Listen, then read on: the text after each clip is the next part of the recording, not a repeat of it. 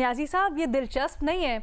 जैसे मैंने पहले कहा, कल सलमान अहमद साहब की हम क्लिप सुन रहे थे, तो उसमें जिन नामों को कसूरवार ठहराते अपने ऊपर हमले के इमरान खान साहब, उनमें से एक नाम सलमान अहमद साहब ने लिया और फिर उन्हीं से कहा कि हमारी बड़ी अच्छी मुलाकात हुई थी सर। तो कुछ विन विन सिचुएशन की आपने बात की थी, कुछ सोचे इस बारे में, मुल्क की बेहतरी के बारे में। तो एक तरफ तो कातिराना हमले का इल्ज़ाम लगाते हैं, FIR दर्ज करने के ऊपर इतना वावेला कर रहे हैं कि क्यों नहीं उनका नाम लिखा गया। दूसरी जानिब वो उनसे कहते हैं कि आए बैठे कुछ इनिशिएटिव लें मुज़ाकरात के लिए।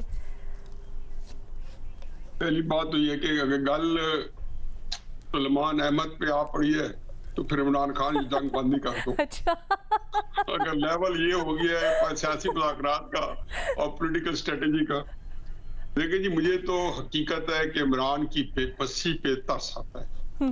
एक बंदा जिसके पास सूबा पंजाब की मुतलकुल अनान हुकूमत है, एक बंदा जिसका जबरदस्त किस्म का बंदा वजीर आला है और वहां पे वो अपनी FIR न दर्ज करा सके। मैं तो यकीन जानो कि इतना बेबस मैंने किसी को नहीं देखा कि अपनी हुकूमत के अंदर बंदा बेबस हो। यहाँ पे ना राना सनाउल्लाह का रोप चलता है, ना यहाँ पे शहबाज शरीफ का रोप चलता है। आपने देख लिया कि रास्ते बंद हैं क्योंकि हुकूमत पंजाब और हुकूमत KP जो है ये उनकी मंशा ज्ञान मुताबिक क्या और एड एंड अबेट है।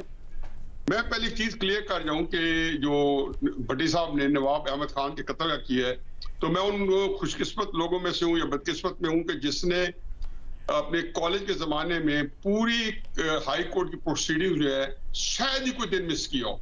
मुझे बड़ा शौक था उस केस सुनने का, तो मैंने भुट्टो साहब की भी बयानात और उनके बिल्कुल सामने उस वक्त इस तरह सख्ती नहीं होती थी।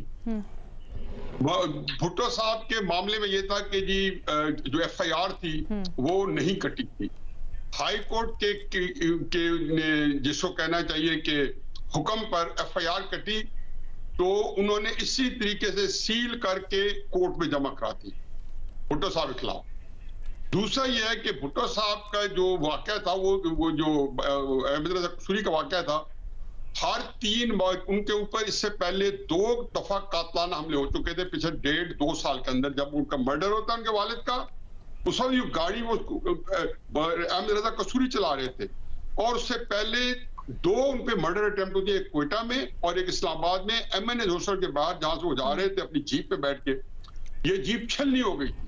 मैं कहता हूं कि उस जीप को आप देखते, मैंने उस जीप का मुलायजा चंद घंटे बाद आगे किया था कि मैं हैरान हूं किस मुजाती तरीके से बच कैसे गए। चुनाचे मुनीसा बैठे, एक होता है सर्कमस्टेंशियल एविडेंस। सर्कमस्टेंशियल एविडेंस में ये होता है कि उसमें भुट्टो साहब ने एक फिर सेंटेंस लिखा हुआ था, वो सेंटेंस में याद नहीं है, कमेंट लिखा था उसके ऊपर कि फिक्स हिम या फिक्स इट या व्हाटएवर या फिनिश इट। फिनिश नहीं होगा तो उसके ऊपर एक केस पूरा बना था और ये उसका एक पूरा था। और मुझे इम्तियाज शेख साहब थे, बहुत बड़े हमारे जयत पंजाब यूनिवर्सिटी वाइस चांसलर रहे, लॉ कॉलेज के प्रिंसिपल थे। उन्होंने कहा था कि भुट्टो साहब के हक में चीज नहीं जाएगी, जो नहीं जा रही, वो तीसरे अटेम्प्ट में अहमद तीनों दफा FIR भुट्टो साहब के खिलाफ ही कराई गई। 2 FIR नहीं कटी थी, तीसरी FIR हाई कोर्ट ने कटा दी। अब आगे आ जाए जी, इमरान खान साहब जो कुछ कर रहे हैं, ये कहते हैं कि परफेक्टली स्क्रिप्टेड और ब्यूटीफुली एक्टेड।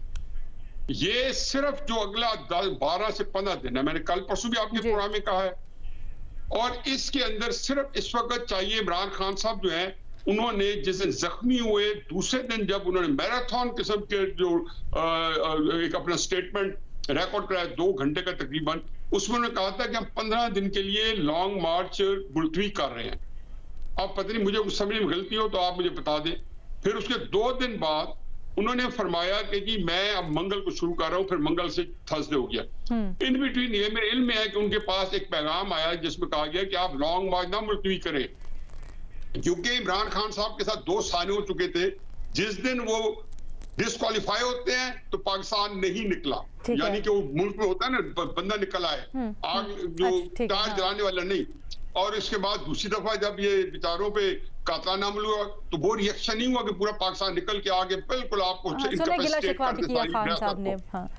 अच्छा, अब सूरत हाल ये है कि जी FIR जो है वो जो मसलन जो इन्होंने कराई है FIR, तो उन्होंने आप किसी के खिलाफ इस तरह नहीं करा सकते। मैं कोई वैसे ठीक है कि पंजाब के अंदर झूठी FIR भी होती है, भट्टी साहब ने बिल्कुल कहा ठीक है, और मुनीब की इस बात से एग्री नहीं करता हूँ, बट वो होता ही है कि अमूमन दरखास्त लेते हैं, एफआईआर दर्ज नहीं होती। हाँ, वो उससे कच्ची पहले पर्ची इनिशियल जिसे कहते हैं, इन्वेस्टिगेशन होती है ये फर्स्ट इंफॉर्मेशन रिपोर्ट, लेकिन इसके अंदर इसका मतलब ये नहीं है एफआईआर को एफआईआर दर्ज कराते हैं। मुझे इतना अरसा हो गया कि मैं नहीं करा सकता हूँ, मेरे घर में चोरी हुई है 1.5 साल से, हमेशा कहते हैं जी आप तफ्तीश कर रहे हैं। ये बड़ा एक मुश्किल सा काम है, बड़ी अजीबोगरीब सूरत हाल है।